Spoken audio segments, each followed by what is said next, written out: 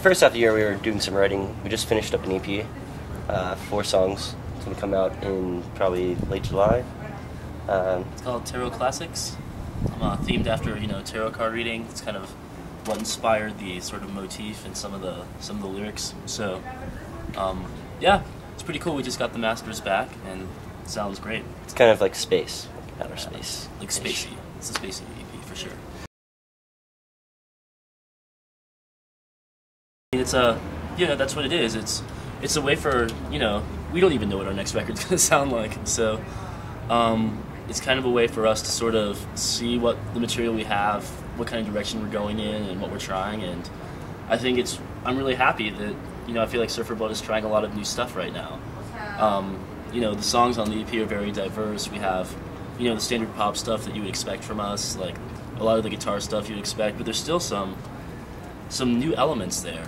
One song has a drum machine and uses a bunch of samples from nature documentaries. There's some more synthesizer in the album, so yeah, in the EP.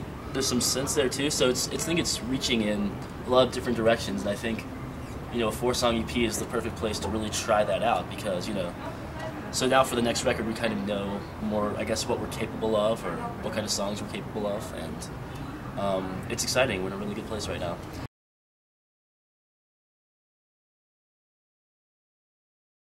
It's pretty much the same. I mean, we'll come up with an idea or a riff, and I'll take it and kind of shape it and, come up with, like, a pattern for it or something, and, Does it sound weird? The songs are a little more...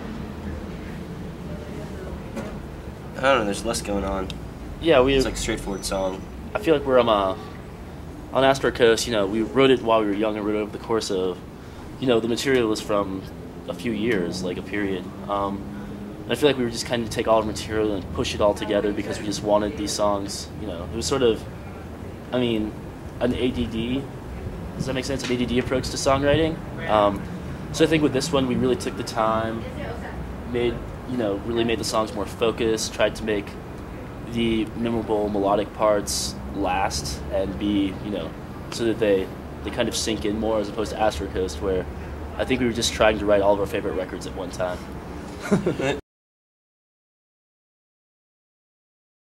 I hope to have some kind of definitive sound. I think it's pretty much, inevitable. It's crazy, and I've said this to another interviewer. On Astro Coast, we thought we were doing so many different stuff, and we were.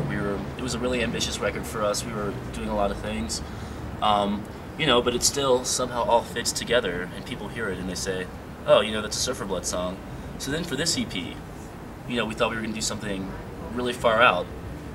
So we did all this experimental stuff, and people still, when we play the songs live, say things like, "Yeah, I can totally tell that it's your band. If you closed my eyes and didn't tell me who it was, I would probably be able to guess that it was Surfer Blod pretty quickly." So I think I think it's just inevitable that people have that sort of, thumbprint that they put on their music, whether they want to or not. And I don't think it's necessarily a bad thing.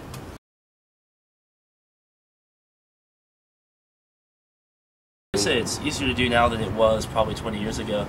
When I think of bands touring in the days before the internet, in the days before GPSs and email, I could go on the internet and find the names of 5 venues, 5 promoters in each town. And no one really knew who we were, so maybe 1 in 5 would get back to me. And maybe 1 in 10 would offer to pay us. And it's easy to find bands as well. You gotta find bands in that same city.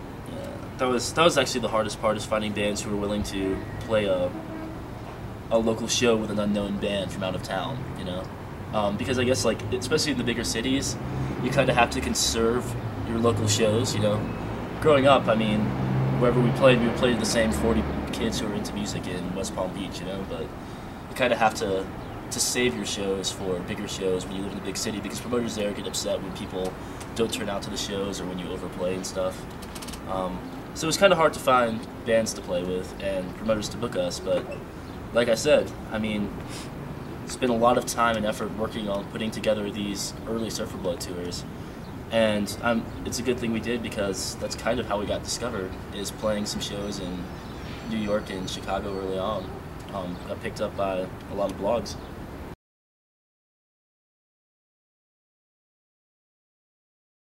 Yeah, I mean, I noticed that the same sort of evolution occurs over in the United Kingdom. And I think it's a factor of the fact that Mexico City is still a city that, you know, where people listen to the radio, where people learn about music from the radio, the same way, you know, people in the UK learn about music from the BBC. So yeah, there's that. You'll see bands playing shows in the UK early on, and they'll have a manager like on their second show, and blah blah blah, and it's just crazy because a band, take the Vaselines for example. I don't know if you've heard of them, and suddenly, you know, they were just an international sensation, and it's just crazy how that could happen. So I think coming from the United States, it's much different, being that people find out about their music more from blogs and the internet, because American radio is just shit. We're going to try not to give it away for free by leaking it early, as we did with Asper Coast, sort of against our own will. We were just passing it out to try and get people excited and to get people to care, and next thing you know, it's all downloadable 4 months before it comes out. So that kind of hurt us a little bit, but no, we're going to sell it at a reasonable price. You know, there is a cost of. I do love having a physical product, like an actual record, and I think that a lot of our fans do too. So I think it's a good thing to have vinyls pressed and to sell them. We're also, I think, going to put it up to buy on the internet for cheaper, and we're going to maybe put a bonus track or something on the digital download version. But I mean, we're kind of standard in the way we release stuff. We're not exactly Radiohead yet. You know, I'm not ready to give away a full length at this point in our careers, but you know, who knows?